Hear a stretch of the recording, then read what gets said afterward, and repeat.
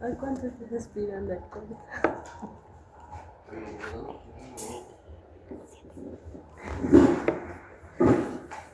Según yo. Mira, tienes. Ah, no, te voy a empezar.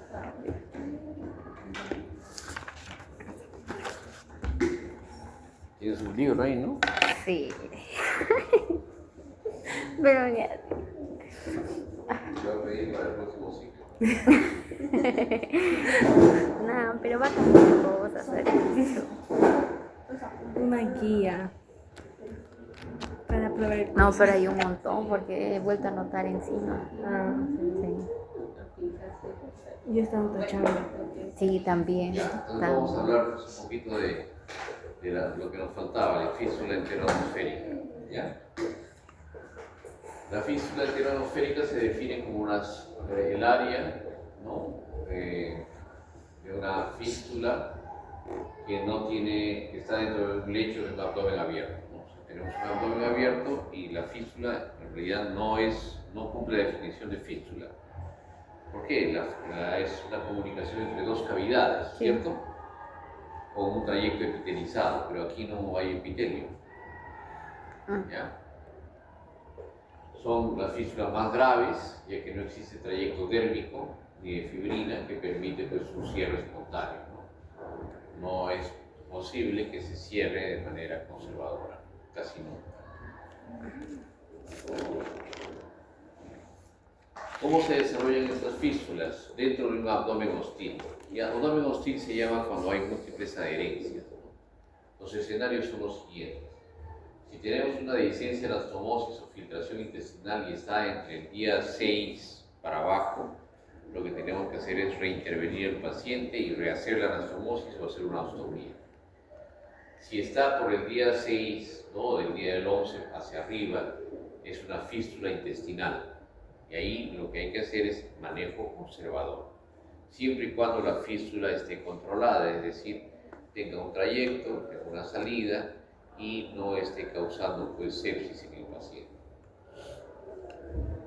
Y el otro escenario es la fístula enteroatmosférica, que se presenta cuando el paciente tiene un abdomen abierto y finalmente por deshidratación de las paredes intestinales, por las múltiples intervenciones, ¿no? Por microlesiones traumáticas, el intestino se deteriora y finalmente se perfora. Y esa es una fístula que es una fístula enteroatmosférica. ¿Qué hay que hacer en el escenario 3 cuando tenemos una fístula enteroatmosférica? Dar nutrición parenteral total, ¿no? Con transición temprana a la nutrición enteral, pero no hay que darle enteral de inicio, porque si no el paciente todo lo que come se va a salir y finalmente pues va a desnutrirse, deshidratarse. Hacer la reconstrucción en 4 o 6 meses, ¿no? De los intestinos, hacer un cierre temporal del abdomen con parte de Whitman, con Aptera, con bolsa de Bogotá, con cualquiera de los elementos, ¿no? El que más asequible sea y mejor para el paciente, y finalmente hacer el cierre de la cavidad con liberación de toxinas. Esa es la conducta que se debe tener. Pero a veces no es fácil hacer ninguna de las 4, ¿no?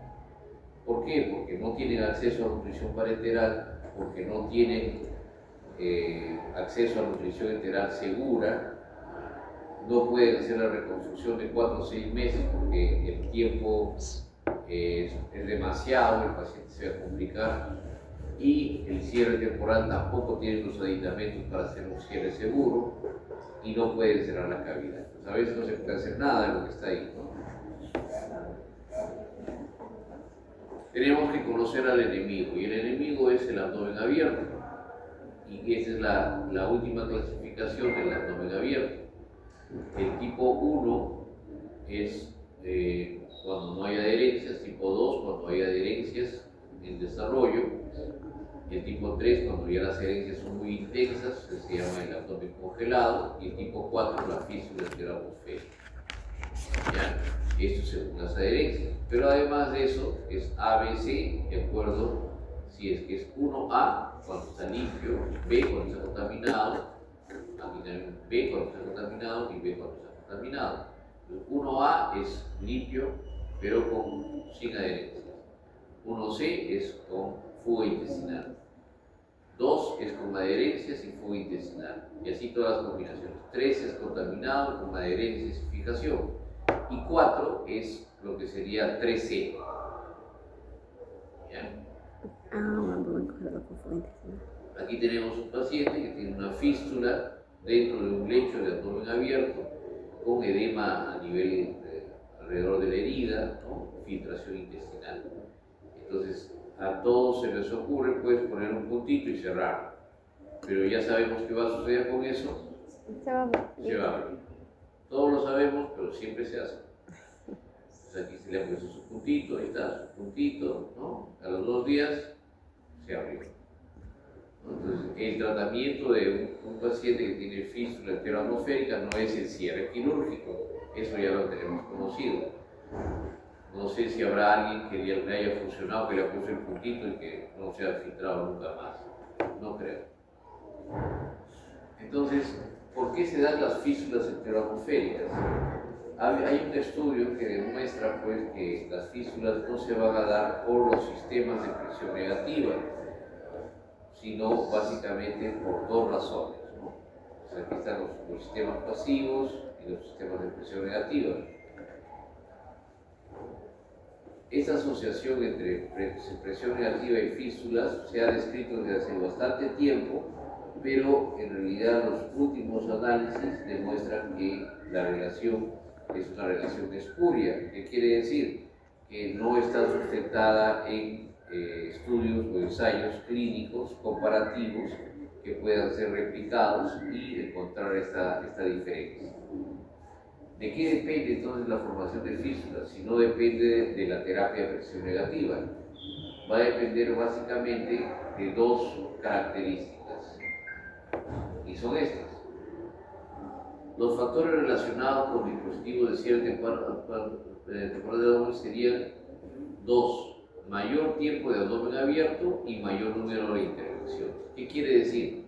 Que independientemente del sistema que se utilice para el abdomen abierto, las fístulas van a tener mayor riesgo de aparecer cuanto más intervenciones se haga y cuanto más tiempo de vida tenga ese abdomen abierto. Por lo tanto, el mensaje es el siguiente: hay que cerrar lo más pronto ese abdomen y hay que operar lo menos posible y hay que operarlo con procedimientos efectivos para una descontaminación rápida. ¿Ya?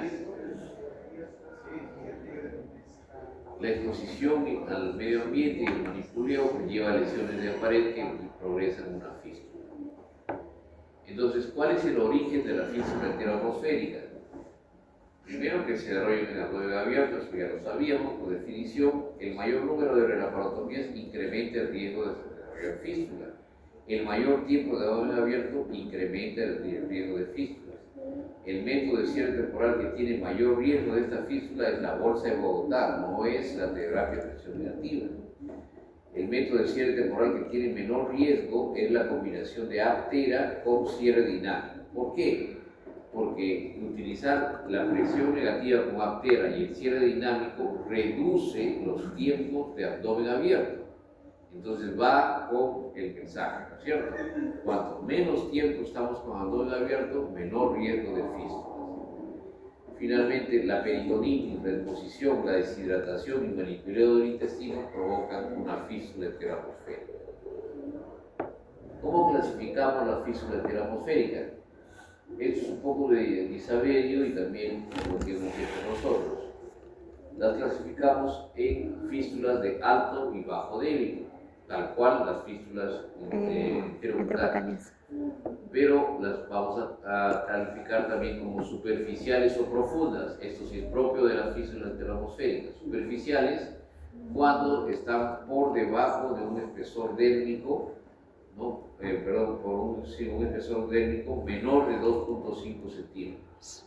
pero son profundas cuando están en el lecho, ¿no? Y hay 2.5 centímetros o 1 pulgada de dermis sobre la misma, por lo tanto son profundas, ¿no? Difíciles de tratar.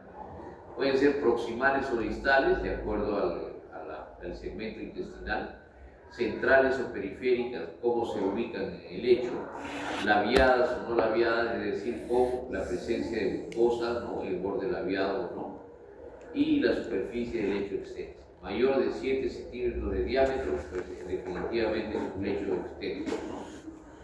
Y pueden ser únicas o múltiples. Así tenemos, por ejemplo, aquí. Este es un abdomen catastrófico, ¿no? Fístulas enteromosféricas, aquí hay una, aquí hay dos y aquí hay tres. Entonces es una fístula múltiple. Las fístulas son periféricas, miren, están aquí, no están en el centro.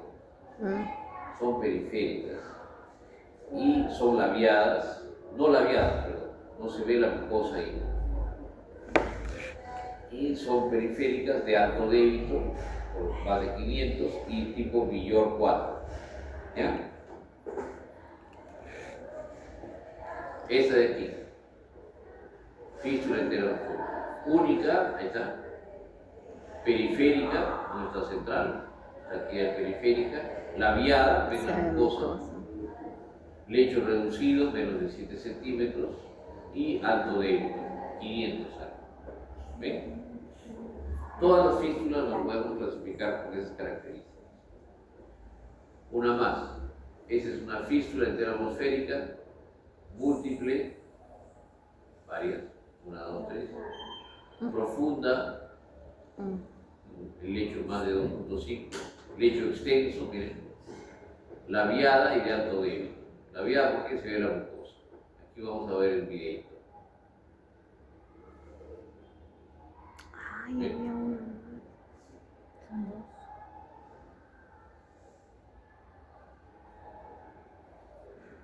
Hay 1, 2 y 3, ¿ven? Hay tres.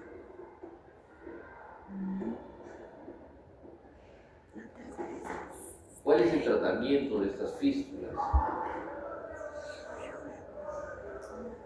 Algunos dicen ya fístula, dolor catastrófico, ya no hay más que hacer, hablar con los familiares, listo. Pero sí hay tratamiento. Primero hay que corregir los estudios hidroelectrónicos, igual que la fístula enterocutánea, soporte tradicional, igual que la fístula.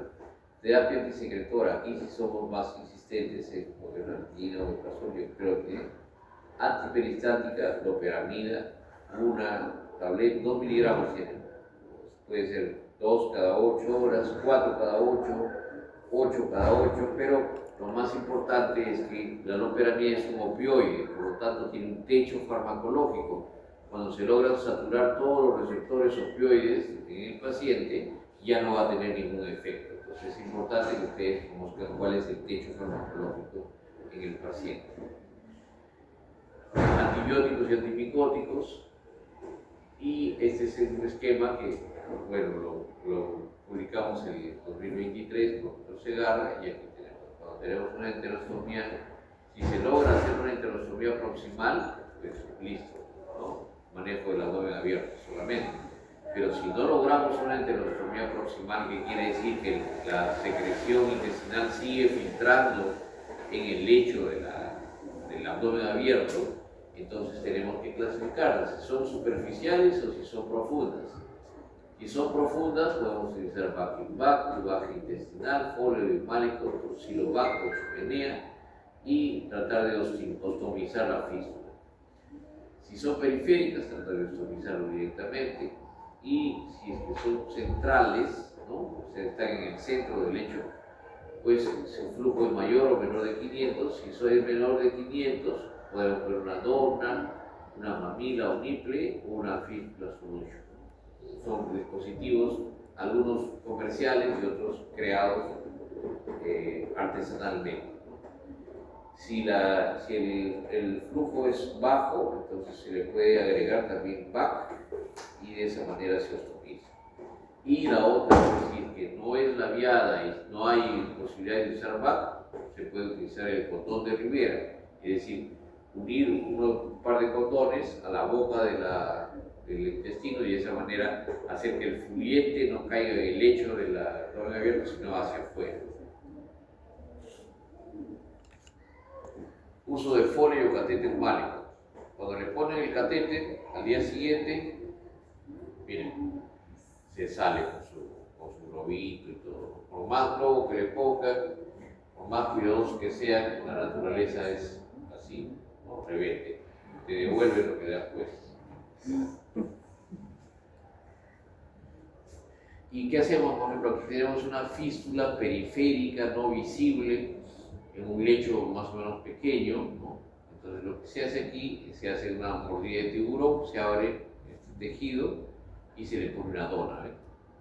Y de esa manera se conecta este trayecto fistuloso hacia afuera, se hace un tubaje y se pone presión negativa para sellar todo el lecho. Aquí tenemos la colocación de un condón de Rivera, ¿no? Y se ve la prueba de hermeticidad, ¿no? O sea, se coloca, se sutura ahí y vamos a ver cómo funciona. Le pones agüita y no filtra, ¿no? Eso quiere decir que está funcionando. Y va hacia el intestino y va a salir de ahí. Pero esto, como no es un tejido biológico, es un material sintético de caucho, pues hay que cambiarlo pues a veces a los 2, 3, 5, no duran más, ¿no?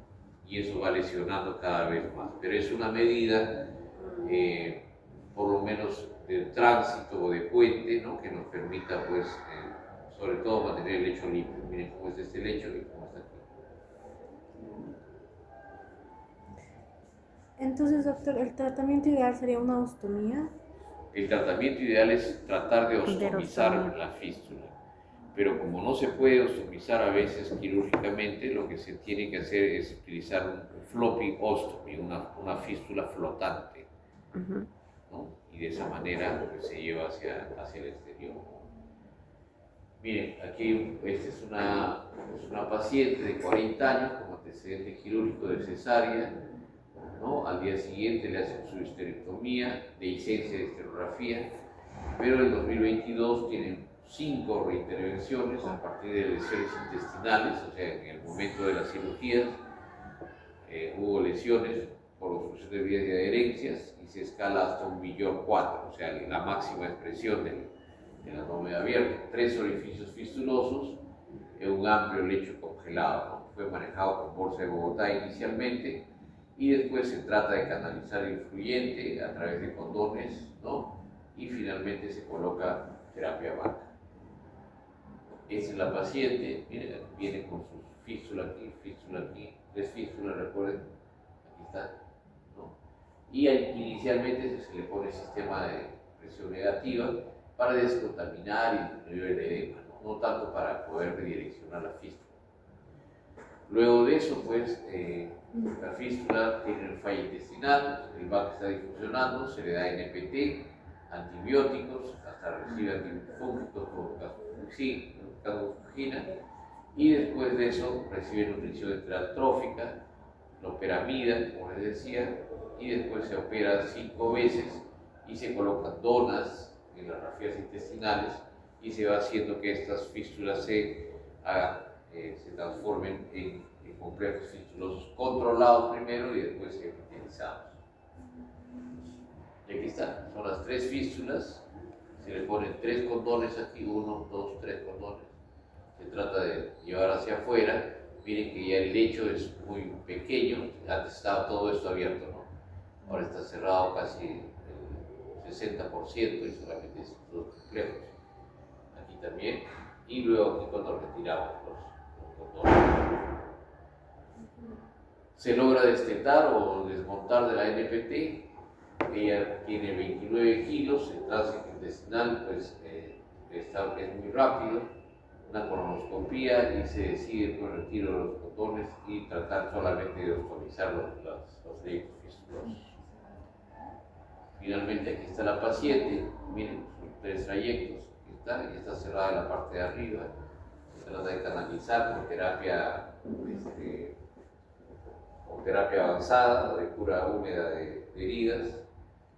Aquí se va sellando cada vez más, pero ya se ve la mucosa más controlada y ya no hay lesión ni dermatitis de la piel, ¿no? Se va aproximando cada vez más y finalmente se le ponen 2 bolsas, uno para el proximal y otro para el distal. Y la paciente luego de 9 meses se le logra hacer la restitución, se hace una anastomosis con GIA-80, ingresa a hacer operaciones y la paciente presenta una hemorragia digestiva, probablemente por el grapado, ¿no? El grapado a veces deja, al momento del corte, no hace una adecuada hemostasia y la paciente pues necesita de un paquete de platos. Miren cómo están las fístulas, ¿saben? 1, 2, 3, pero ya está contracturado esto, ya está mucho más limpio, ya hay puentes dérmicos, ¿no? Y aquí sobre esto se levanta todo el bloque, se hace la cirugía, miren, todo esto se levanta en bloque, se desprende de la pared y ahí están los intestinos. Se seccionan y se unen lo que tengan que unirse, tratando de recuperar la mayor cantidad de intestino. ¿Ven? Y luego de eso se hace la anastomosis lateral, ¿no? En forma de T, y se restituye el tránsito intestinal. Entonces ahí está la paciente ya sin fístulas, ¿no? Cerradito su abdomen, y se va a su casa. Flaquita, sí, pero bueno, y ahora está muy bien. Jessica Murayari se llama. ¿Listo? ¿Preguntas? En cualquier otro paciente que tenga una fístula, ¿se le haría el mismo tratamiento? Sí y no. O sea, el esquema es el mismo que utilizamos. No, definitivamente se ha avanzado tanto que nosotros dictamos este año, vamos a dictar el tercer curso de abdomen catastrófico, solamente de este tema. ¿Ya? Y este curso también se va a traducir en inglés y en portugués. Ya lo van a dictar a través de la Panamericana de Trauma y estamos haciendo las gestiones para que se dicte regularmente. En todo caso, siempre se le haría resección y anastomosis. Sí, si es que es una fístula, ustedes tienen que llevar la fístula entero-atmosférica, llevarla a fístula enterocutánea o la ostomización de la fístula. Una vez que han ostomizado la fístula, lleva una fístula que no está controlada a una fístula controlada. Y ustedes van viendo que la ganancia de la dermis, ¿no? Hace que esa fístula con un lecho amplio se vaya cerrando cada vez más, ¿no? Al punto de que cuando ya tiene un lecho menor de 7 centímetros se puede poner una bolsa de colostomía y ostomizar la fístula. Ya ostomizada la fístula, esperamos 6 meses de la última cirugía para poder reconstruir eso, ¿no? Entonces levantamos todo el bloque, la fístula, resecamos los intestinos, ¿no? Sacamos los intestinos, los unimos. ¿Cómo? O sea, se corta todo eso prácticamente. Claro, las fístulas no se cierran con puntitos, tiene que resecarse todo el segmento intestinal. Y luego ya reconstruir lo que ¿Cuánto queda. tiempo que pase? Claro, el tejido sano, con el ¿Cuánto tejido tiempo que sano se pase hasta une que se vuelva a reoperar? y Eso no después lo se cierra la escuché. pared. Doctor, ¿cuánto tiempo hasta volver a reoperar? 6 meses. 6 meses. En otros Me países distrae. 1 año, en España 2 años, en Argentina 1 año, en Perú 6 meses. Nosotros somos más rápidos. No porque seamos mejores, sino porque no tenemos otra opción. Muy paciencia. ¿Por qué? Porque nadie aguanta 6 meses con NPT. Sí. Entonces, a tu pregunta si todos se tratan igual, no. El tratamiento es individualizado, pero se siguen los mismos principios. ¿Cuáles son los principios? Está publicado en la revista Cirujano del 2018, no sé, un montón de tiempo. Primero, control de infección, con antibióticos, descontaminación, lavados, sistema de presión negativa, todo. Segundo, soporte nutricional. parenteral y luego enteral. Tercero, manejo del abdomen abierto. Ustedes han visto, se usa presión negativa, se usan puestos avanzados, ¿no? Se trata de reducir todo ello. ¿Y la artera es ahí entonces? No, la artera no es el mejor. Definitivamente tenemos que utilizar apósitos Manejo de abdomen abierto. no artera. Artera es para abdomen abierto. Aquí está congelado, o sea que no tienes dónde meter la artera. Entonces, en este caso, ¿qué es lo que...? Se utilizan apósitos de polivinilo y poliuretano de manera secuencial para poder hacer que granule. Lo que no queremos es que se cierre toda la pared, sino que esa pared, ¿no? Ese lecho del abdomen abierto se vaya epitelizando, se vaya formando nueva piel. El otro punto es la terapia antisecretora, es decir, evitar pues que tenga flujos elevados y sea una sustancia irritativa. Y finalmente el otro punto es la reconstrucción, ¿no? El otro paso es la reconstrucción. Yo les sugiero que lean ese artículo, está bien detalladito cuáles son los puntos y qué usamos incluso para nutrirlo, para la terapia antisecretora y todo. ¿Ya? Entonces son los mismos principios, pero cada paciente tiene algunas características especiales y de acuerdo a eso su manejo tiene que ser individualizado. ¿Ya?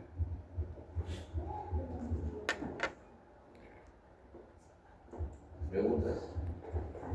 Entonces, doctor, ¿la ostomización se hace con el manejo de abdomen abierto? Sí.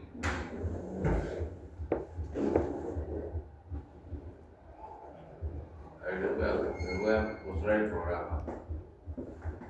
A ver, programa.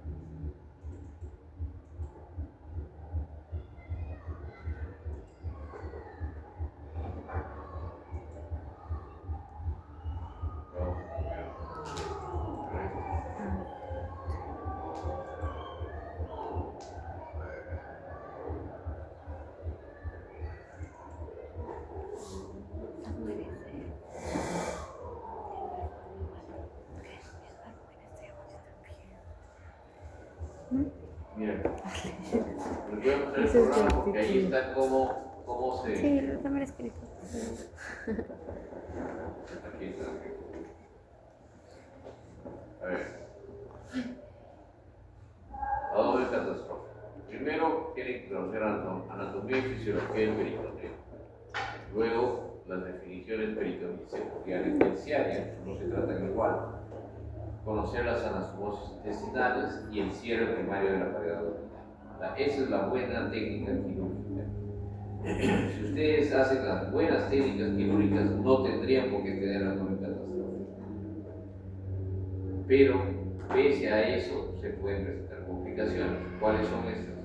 Obstrucción intestinal postoperatoria, dehiscencia anastomosis, fístula intestinal y síndrome de compartimiento abdominal. Ahora, ¿qué hacemos frente a estas complicaciones? Viene la cirugía de rescate. Hacemos un cierre temporal del abdomen, una cirugía de control de daño no traumático, reintervenciones o finalmente ostomías. Si pese a toda esta cirugía de rescate, esta no da resultado, entonces vamos a tener dos complicaciones. Las complicaciones del abdomen abierto son tipos de abdomen abierto, el abdomen catastrófico, la fístula enteroatmosférica, la ventración abdominal gigante. ¿De acuerdo? ¿Cómo vamos a tratarlas? ¿Cuál es el tratamiento del abdomen catastrófico? A través de cura húmeda, ¿no? Manejando las heridas abdominales complejas, lo que les dije, le ponen los apósitos, se va acercando, se va aproximando, ostomización de la fístula y las ostomías flotantes donde esté el cordón de Rivera. Todo está ahí. La otra consecuencia de tener abdómenes abiertos es que terminan con eventraciones gigantes. Entonces, ¿cómo manejamos estas eventraciones? Valoración y temporalización, o sea, el tiempo en el cual hay que operarlos, la prehabilitación de las eventraciones, y la reparación de las cementraciones gigantes. ¿Ya? Aquí no está, por ejemplo, cirugía de reconstrucción, ¿no? Porque ese es otro capítulo. Esto, además, hacemos los siguientes talleres: terapia de presión negativa, suturas, ostomías quirúrgicas y cuidados ostomales. Cada uno de ellos es un taller que dura 1 hora, 1 hora y cuarto, y se usan, pues, se les enseña a usar los sistemas de presión negativa, las suturas, como deben hacer las laterales, ¿no? Las términos terminales, las ostomías quirúrgicas, cuando se hacen laparostomías, ¿no? Abdomen abierto, ostomías flotantes, etcétera, etcétera. Y los cuidados ostomales, que son las curas que les he mencionado en esta paciente. ¿Ya? Entonces, si quiere llevar el curso, todo gusto, tiene que ser cirujano. Ya, Katy. Pues esa es la tercera versión que tenemos. Pero sí se ha avanzado muchísimo en lo que es lo catastrófico. Cada semana tenemos 1 o 2 pacientes que están llamando de provincias, de otros hospitales para poder transferir Ay, pacientes. ¿cómo se llama? No sé, la verdad. Porque ahí también se había arreglado Sandra, ¿no? Bueno, vamos a hablarles de insuficiencia intestinal y falla. ¿Ya? Ya terminando el curso, entonces, Puede ser. ¿qué es la falla intestinal? La falla intestinal es la última de las fallas reconocidas, porque ustedes han escuchado siempre de falla respiratoria, falla renal, falla hepática, pero no han escuchado de falla intestinal. Entonces, la falla intestinal viene a ser la reducción de la masa intestinal funcional por debajo de la cantidad mínima necesaria para una adecuada digestión y absorción de los nutrientes imprescindibles para mantener el funcionamiento normal del organismo. No me digas.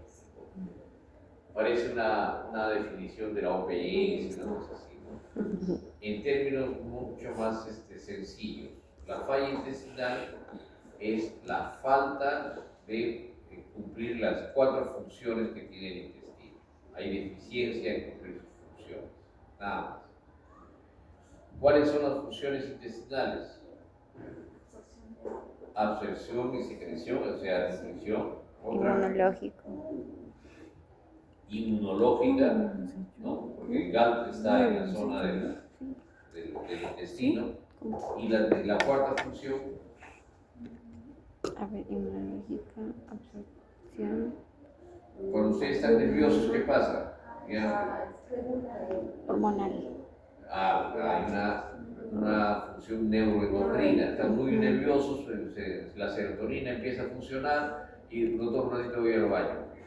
Tienen que ir corriendo al baño porque se les aflojó el estómago. ¿Ya? Eso es parte de las funciones. Entonces, la pérdida de las funciones parciales o totales del intestino lleva a la falla intestinal. ¿Qué hay que hacer con eso? Lo principal es evitar que se desnutra. Por eso es que la etiología de la falla intestinal, intestino corto. ¿Y cómo evitamos la falla intestinal? Practicando una adecuada cirugía, ¿no? Lo que les decía, los primeros 4 capítulos del curso, es decir, una buena sutura y un buen cierre de pared. Los tipos de falla intestinal se van a calificar como 1, 2 y 3, dependiendo del tiempo de falla y la necesidad de soporte. El tipo 1 dura menos de 24 horas y no necesita NPT o por periodos muy cortos. El tipo 2 sí necesita NPT y puede durar más de un mes. Y el tipo 3 es que su dependencia de NPT es prolongada y realmente permanente. Es irreversible y pues va a quedarse con su NPT hasta que tenga 2 posibilidades: o se muera o tenga la necesidad de trasplante intestinal. Aquí tenemos las causas de los tipos de falla intestinal, de la investigación fisiopatológica, ¿no? Por enfermedades congénitas, generalmente en niños, enfermedades de la mucosa como la enfermedad de Crohn, síndromes de dismotilidad como el síndrome de Ogier, y la presencia de isquemia, trombosis o accidentes vasculares dentro del intestino. Hay otra clasificación que es mucho más práctica: falla intestinal aguda, subaguda y crónica. Es muy similar. Aguda es la tipo 1, subaguda es tipo 2 y crónica tipo 3. Las causas han ido modificándose, ¿no? Ahora les presento ya las causas de 80 pacientes, pero ahora tenemos otra estadística ya, como les dije hace un momento, ¿no? Esta nueva casuística es para el próximo ciclo, ¿ya? Pero lo que teníamos antes, eso no ha cambiado, que las dos principales causas de falla intestinal es la isquemia mesentérica y las complicaciones postquirúrgicas. Miren, aquí se llevan prácticamente casi el más del 70%, del 74 o 75% de los casos son por estas dos causas: isquemia y complicaciones postquirúrgicas. Nuestro país tiene además ciertas características que llevan a fallas intestinales con definiciones propias. Por ejemplo, falla intestinal por isquemia no oclusiva tipo hipóxico ovárica de Arturo. Isquemia por enfermedades intestinales como la tuberculosis intestinal, que no hay en otros lugares. Todo esto está publicado, ahí están las referencias. Y, por ejemplo, tenemos una isquemia que es de tipo no oclusiva, ¿no? La paciente recibió NPT, pero finalmente la perdimos porque la paciente tenía un problema cardíaco, ¿no? Y eso hay que tener muy en cuenta. Complicaciones postquirúrgicas, el paciente parece increíble, pero sí salió. Y hay que diagnosticar las enfermedades contagiosas. Ahora, ¿qué factores están asociados con un mejor pronóstico de falla intestinal?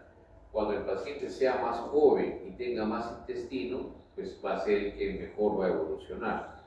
Nosotros hicimos un estudio ya antiguo, el 2016, donde se distribuían nuestros pacientes y la mortalidad. Y miren, los pacientes, los azulitos son los que no se han muerto y los verdes son los que se han muerto. Los que no se morían son los pacientes que tenían más longitud intestinal y menos edad, ¿no? Para este lado. Claro. Y los pacientes que más se morían son los pacientes que tenían más edad y menos intestino, para el lado derecho, ¿ya? Es una tabla de distribución donde se demuestra que cómo se van comportando esas dos características esenciales en el caso del pronóstico de la falla intestinal.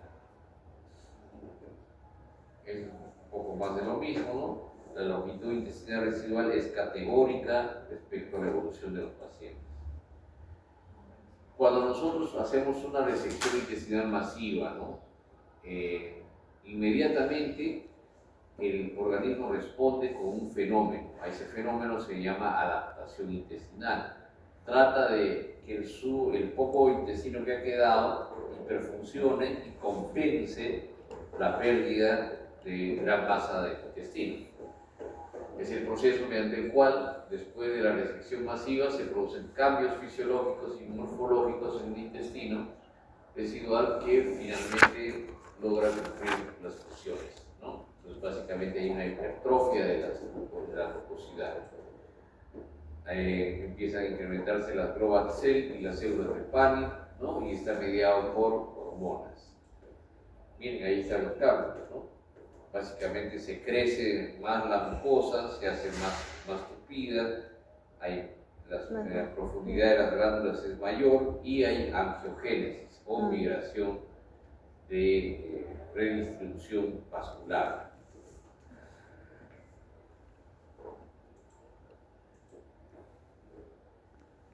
Esa es la parte de adaptación y nosotros le brindamos lo que es la rehabilitación intestinal. Eso es las intervenciones que hacemos nosotros para que el paciente salga de ese estado tan calamitoso como falla intestinal. ¿Qué hacemos? ¿O qué podemos hacer? Soporte nutricional, cirugía de reconstrucción y finalmente trasplante intestinal. El soporte nutricional puede ser enteral o parenteral. y ese es el esquema que manejamos.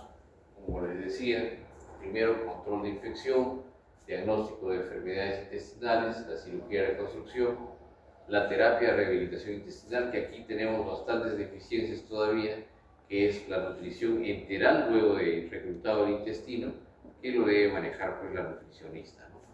Y finalmente se cierra el círculo, ¿no?, llevando a la restitución o la rehabilitación del intestino. Ese es el diagrama de flujo que tenemos nosotros, ¿no? La terapia temprana es terapia ostomal, control de infección. La terapia tardía es tratar la enfermedad, si es tuberculosis, si es enfermedad de Crohn. Y finalmente, ya controlados estos dos, pasamos a la restitución autóloga. En algunos casos, las longitudes intestinales son tan pequeñas que el paciente tiene un intestino no rehabilitable. O sea, hagamos lo que hagamos, esa cantidad de intestino es insuficiente para que salga de todo el soporte. Y en ese caso, las longitudes críticas no hacen que el paciente esté en NPT prolongada, cíclica y domiciliaria. ¿Cuáles son las longitudes críticas del intestino? Si tenemos una unión entre el yeyuno y el ilio, tenemos que tener más de 35 centímetros para que no tenga la posibilidad en el tiempo de seguir repitiendo de la NPT. Si logramos una anastomosis yeyuno-colónica, debemos tener por lo menos 60 centímetros de yeyuno. Y finalmente, pues si ya no tenemos nada de distal, es decir, no hay ni yeyuno ni colon, necesitamos 115 centímetros de intestino proximal para poder salir, más de 115 para salir de la insuficiencia intestinal. El esquema es el siguiente, ¿no? Esta es la longitud intestinal, aquí está medida en centímetros, y de acuerdo a eso van a los siguientes brazos. Si es mayor de 1,5 metros, se recibe nutrición enteral. Entre 1 metro a 1,50 metros es mixta y menor de 1 metro a NPT, de frente.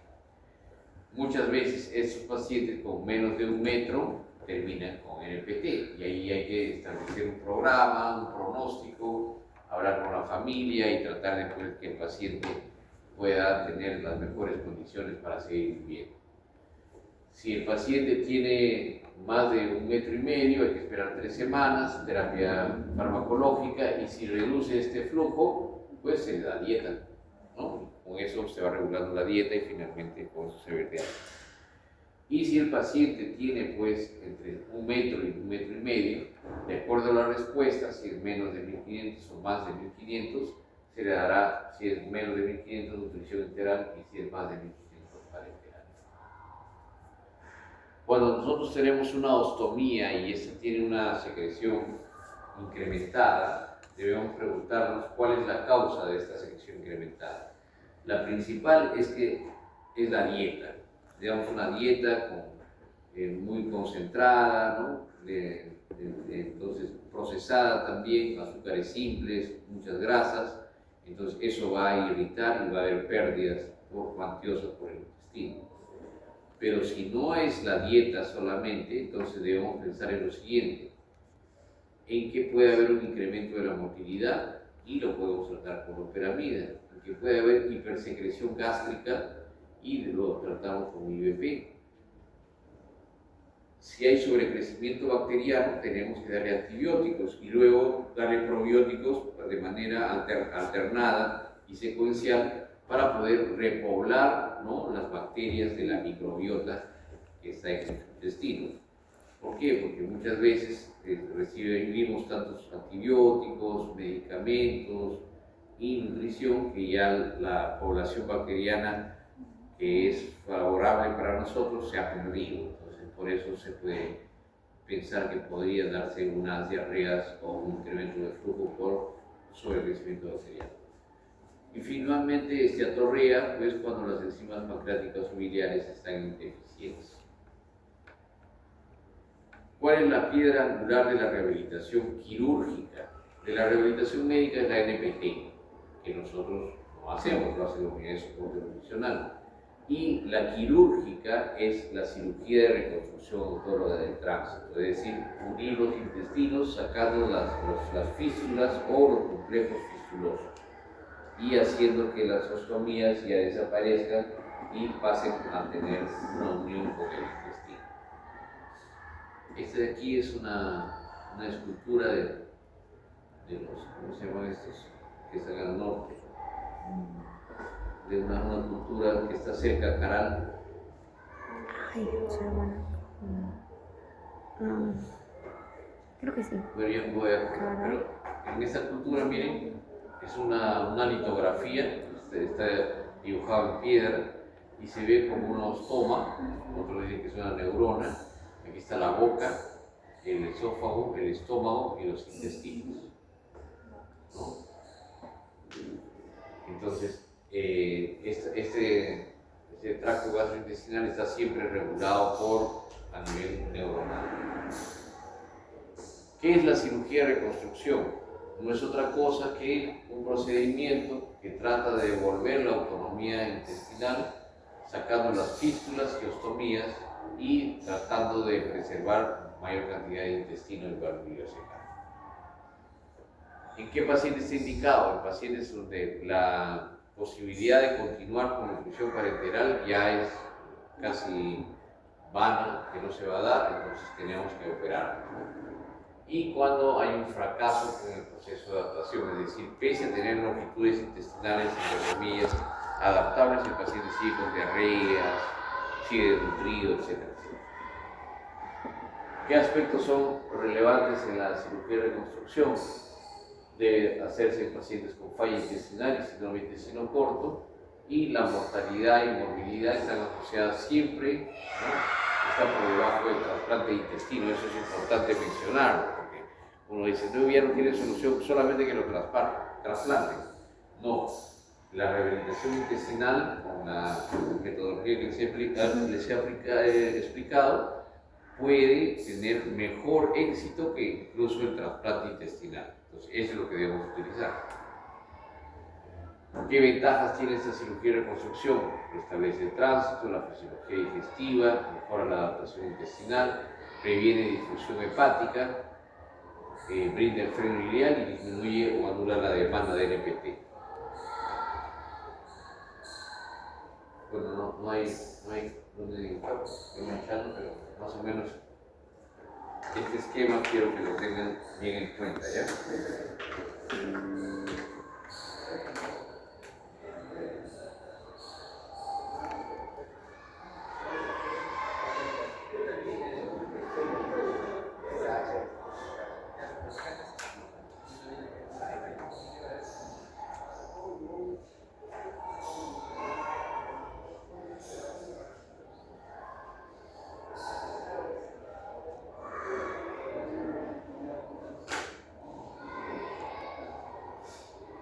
Pero soy mal dibujante, pero lo que trato de dibujar es un árbol. ¿Sí? Árbol. Estas son las raíces, Okay. este es el tronco, las ramificaciones Sí, y este árbol, ¿sí? Pero acá abajito hay algo. Bueno.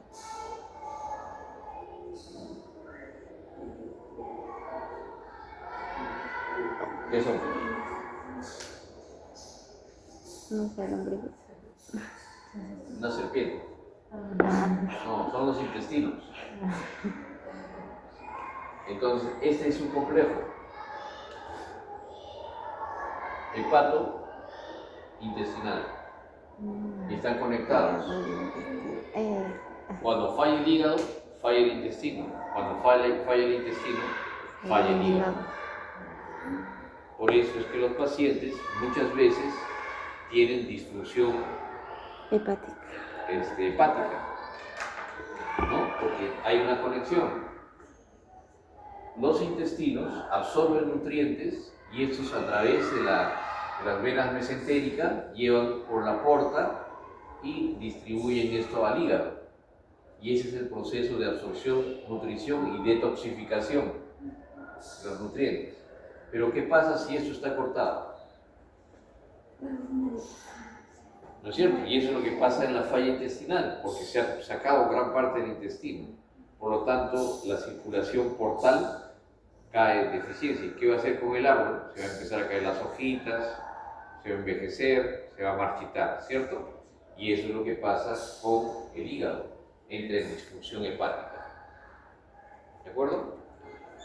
¿Se entendió? Sí. Ya, perfecto. Vamos a hacer una publicación ahora en el Congreso de Gastroenterología sobre ¿qué será? Una propuesta, algo así. Entonces, la cirugía de reconstrucción previene la disfunción hepática, ¿por qué? Pues restablece esto, ¿sí? Brinda el freno ilial, disminuye la demanda de NPT y cambia el pronóstico del paciente con síndrome intestino corto. ¿Cómo seleccionamos a los pacientes? Dos características. Si ha tenido abdomen abierto, 6 meses esperamos. Pero el paciente tiene que operarse si es que no tiene desnutrición o es una desnutrición manejada, controlada, equilibrada, ¿no? Y no tiene que estar infectado, porque si operan un paciente infectado y desnutrido, bueno, ya saben cuál va a ser el resultado, ¿no? Entonces nosotros no hacemos eso, ¿ya? ¿Qué estudios hacemos? Bioquímicos, endoscópicos, de imágenes y nutricionales. Resumiendo, de los bioquímicos, bueno, eso sí lo de siempre. Endoscópicos, siempre gastroendoscopía, enteroscopía y colonoscopía. De imágenes nos interesa mucho el angiotipo, que es la circulación esplácnica, ¿no es cierto? Y de las nutricionales, la impedanciometría. Endoscópicos, tomográficos, radiológicos, y hacemos dos tipos de cirugía, la anastomosis yeyuno-colónica y la anastomosis yeyuno-ilial. La yeyuno-colónica es esta y la pegamos al colon, ¿no? Y la yeyuno-ilial, lo unimos, no sé muy bien, pero lo unimos a parte del ilio y de la válvula ileocecal. El procedimiento es una técnica estandarizada. El paciente tiene que tener un estado nutricional aceptable. Nosotros pedimos una albúmina mayor de 2.8 y MC mayor de 18.5. Se prepara y se estudia el intestino, una técnica meticulosa de anastomosis, antibiótico profilaxia, mantener buena perfusión intraoperatoria, le ponemos un acceso operal seguro y cierre temporal del abdomen en algunos casos. Ahora estamos tratando de hacer el cierre en la primera cirugía de reconstrucción. De hecho, mañana tengo que presentar esto, ¿no? Cómo ahora estamos haciendo la restitución intestinal y además la reparación de la pared, ya en un solo tiempo. Es el aniversario del departamento y me falta hacer mi diapositiva, ¿se ve? Estoy acá con ustedes. Es por algo bueno. Tenemos el paciente, esas operaciones, hacemos la liberación, ¿no? Dime, esos niños no les podemos estrangular, ¿no? Quisiera. Mejor acabamos rápido la clase. Entonces, desprendemos las ostomías, tenemos el cabo proximal, medimos siempre para ver cuánto de longitud tenemos, ¿no? Aquí está el ligamento de Treis, ¿sí? Este es el intestino, miren, hemos reclutado, lo hemos sacado de la ostomía, y este es el distal. Aquí está la válvula ileocecal y está delgadito, ¿no? Este es el intestino distal. Bueno, esta es una propuesta de la clasificación de adherencias intestinales que tenemos, pero todavía no está publicado, así que para qué les explico. Procedimientos complementarios que hacemos, generalmente enteroscopía intraoperatoria, este es vital, es esencial para poder, sobre todo en pacientes que han tenido tuberculosis, enfermedad de Crohn, obstrucciones como estricturas, síndrome de dismotilidad, siempre hay que hacer un análisis del linfoma, ¿no? del segmento que no se ha estudiado en el preoperatorio, se tiene que hacer intraoperatorio, ¿ya? Utilizamos ¿cómo se llama esto? Un trocar, ¿no? De 10 milímetros, 10 a 11 milímetros, y por ahí entra el endoscopio, está el doctor Paredes, el gastroenterólogo, y se hace toda la exploración del segmento distal.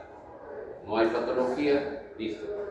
Unimos sano con sano, ¿no? Intestino sano con sano, anastomosis en un solo plano, término terminal, ¿no? Puntos extramucosos utilizando poliloxanona 3,0 o polipropileno 3,0, puntos separados en un solo plano. Y queda así o así. Ahora estamos utilizando en algunos casos seleccionados para abreviar la cirugía y el tiempo de hospitalización, así como un reinicio temprano de la vía oral, estas anastomosis laterolaterales, ¿no? Con técnica de Barcelona. Aquí. A ver. Unimos un intestino con el otro. Ustedes saben que el intestino que ha quedado disfuncionalizado es como mi dedito así y el otro es como mi puño. Entonces, como hay diferencia entre los diámetros, mejor utilizamos esta sutura. ¿Y en qué Utilizamos una caso se sutura utilizaría? laterolateral. ¿En qué caso se utilizaría la término terminal? Cuando el intestino es demasiado corto, cuando está muy cerca de la válvula o cuando el paciente tiene un intestino corto extremo, menos de 50 centímetros. ¿Por qué? Porque si le hacemos lateral y falla, como dicen ustedes, ya fue. Ya no tenemos más que recuperar. ¿Ya? Pero si tenemos suficiente intestino, entonces sí podemos hacer un lateral. ¿Y es mejor hacer el lateral? Es mejor en el sentido de que te reduce los tiempos de hospitalización, el inicio de la vía oral es más rápida, ¿no? Y el tiempo operatorio también se reduce como 2 horas, ¿no? Y queda así. El término terminal, ¿cuánto dijo? O sea, ¿En qué casos hay que usar término terminal? Solamente término terminal, bueno, puedes usarlo en todos los casos, pero no puedes utilizar lateral cuando está muy cerca de la válvula ileocecal, a menos de 10 centímetros de la válvula ileocecal.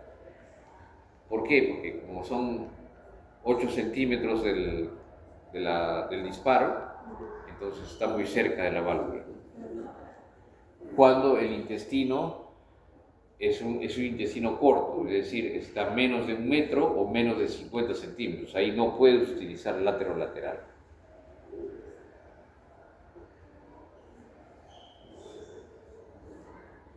¿Ya? Cuando el paciente tiene insuficiencia intestinal, sea anatómica o funcional, y cuando esté muy cerca de la válvula ileocecal, ahí solamente término terminal.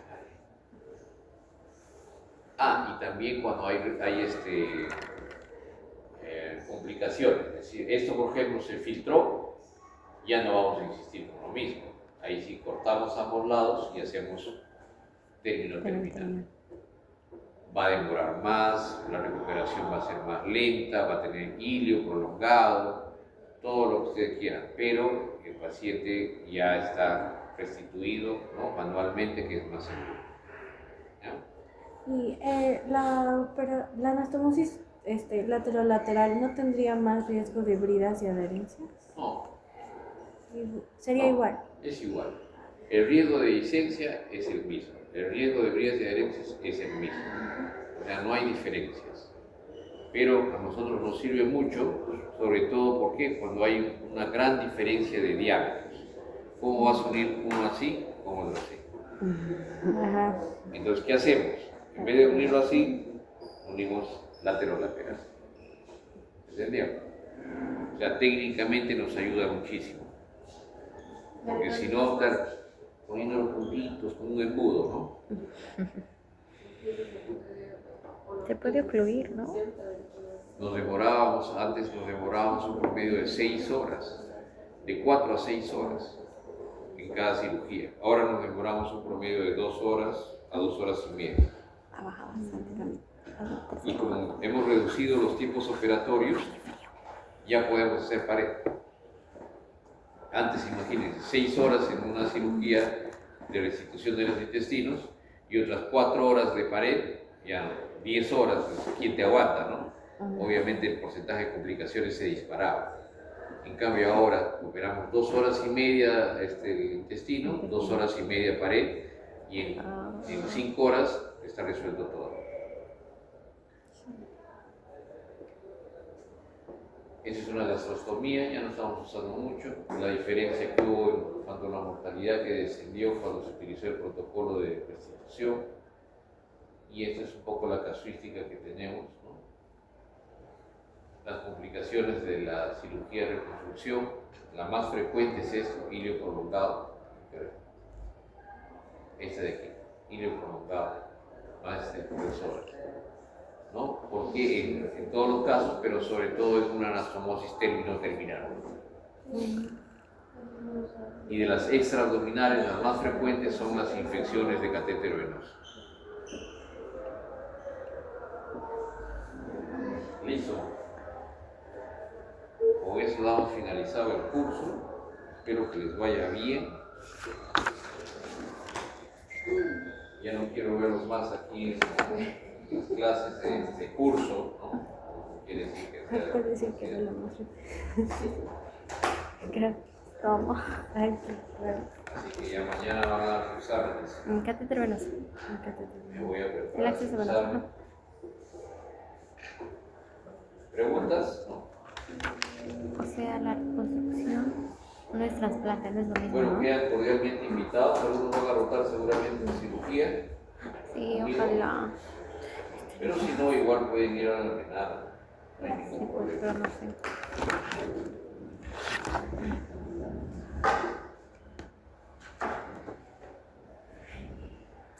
¿Y en qué caso sería el trasplante? ¿Cuál? El trasplante intestinal. Ah, ya. Porque, digamos al crack. ¿Qué Pero, le pasa a ver?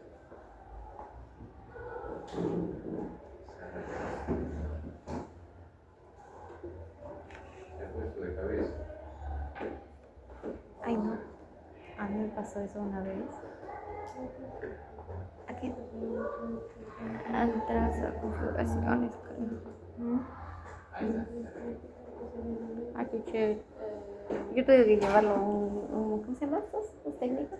Ya, el trasplante intestinal, según la Sociedad Americana de Trasplantes, Ya. se hace en las siguientes condiciones.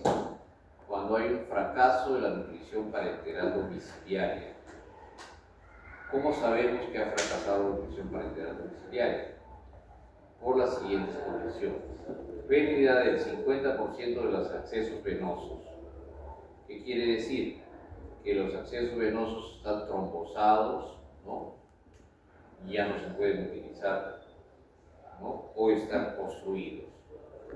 Ay, 50%. El adulto tiene 6, ¿no? Que son los subclavios, los cervicales y los inguinales. Si hay pérdida de 3 de los accesos, ya es una indicación de trasplante de intestino. Es decir, tiene que entrar a lista de espera. Segunda condición, que el paciente desarrolle enfermedad hepática asociada a síndrome intestino corto. ¿Qué quiere decir? Que el paciente esté en insuficiencia hepática producto del intestino corto. Las bilirrubinas se elevan, etcétera, etcétera. ¿Se acuerdan del arbolito? Ya, es claro. tan grave que el arbolito ya se secó. Tiene que ser trasplante intestinal y muchas veces tiene que ser trasplante combinado. ¿De qué? De intestino y Hígado. hígado, exactamente. Tercera indicación, paciente que tenga infecciones de catéter venoso central que justifiquen ingreso a UCI más de 2 veces al año. Que tiene infecciones tan severas de la nutrición parenteral total que tiene que ingresar a UCI por infecciones generalmente micóticas o bacterianas resistentes.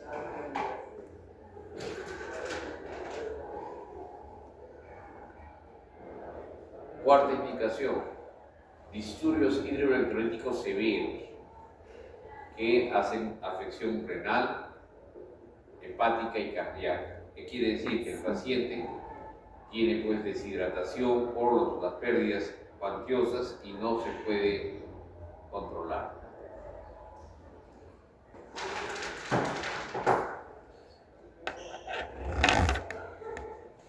Y hay una indicación más que la han utilizado en Colombia, en Brasil, creo que también en Argentina. Creo porque los argentinos, ustedes saben que son medio mentirosillos, ¿no? En la mitad y la otra mitad es inventada. Pero ahí estaba el centro trasplantador más importante de Latinoamérica, que es la clínica, no es la clínica, es la fundación, ¿cómo se llama esta? Favaloro. No, ahí es donde, en Buenos Aires, en Argentina, es donde se hacía más trasplante de intestino. Y les digo que es una quinta indicación porque es por calidad de vida. ¿Qué quiere decir? Que el sistema de salud del país no puede sostener al paciente por una serie de razones, ¿no? Logísticas, de NPT, de ubicación geográfica, de todo. Entonces, lo que se determina es trasplantarle el intestino. Sin embargo, ese trasplante de intestino, todos los trasplantes de intestino, sean aislados o combinados, tienen